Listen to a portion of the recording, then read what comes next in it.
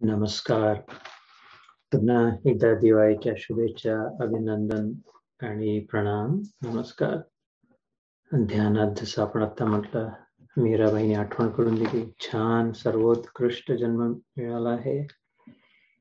मनुष्यरूपी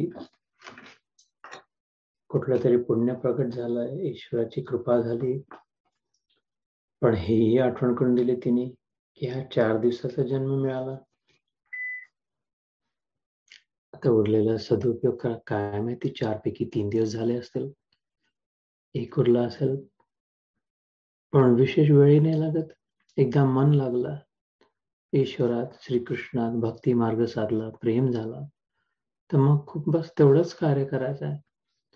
12 वर्ष तप साधना नाही करायची आहे. गीतेच्या उपदेशाप्रमाणे, कृष्णाच्या उपदेशाप्रमाणे खूप कांचन काया नाही व्हायचा आहे, पंचकर्म नाही करायचा आहे, शरीर शुद्धी नाही करायचं आहे. खूप तितिक्षा, यम, दाम, शम, आसन, प्राणायाम, प्रत्याहार करणं चांगलं आहे. मदत होते, करायला हवं, करू शकतो. जे करतात त्यांना त्यांचं भलंच झालं. पण सर्वोत्कृष्ट अत्यंत अनिवार्य शर्यत नाही सांगितलंय कृष्णाने. त्याच्याशिवाय पुढे नाही जाऊ शकत. ते तिकीट नाही म्हटलंय. ईश्वरापर्यंत पोहोचण्याचं तिकीट आता जो सुरू आहे 12वा अध्याय भक्तियोग, ते आहे.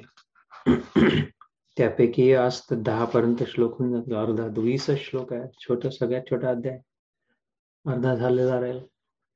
तर इथे लक्ष द्यायला हवं. भक्तियोगात सदा दिवाळीचा अनुभव जर करायचा असेल, धनवान सतत असल्याचा. If these videos are helpful, please share them with others.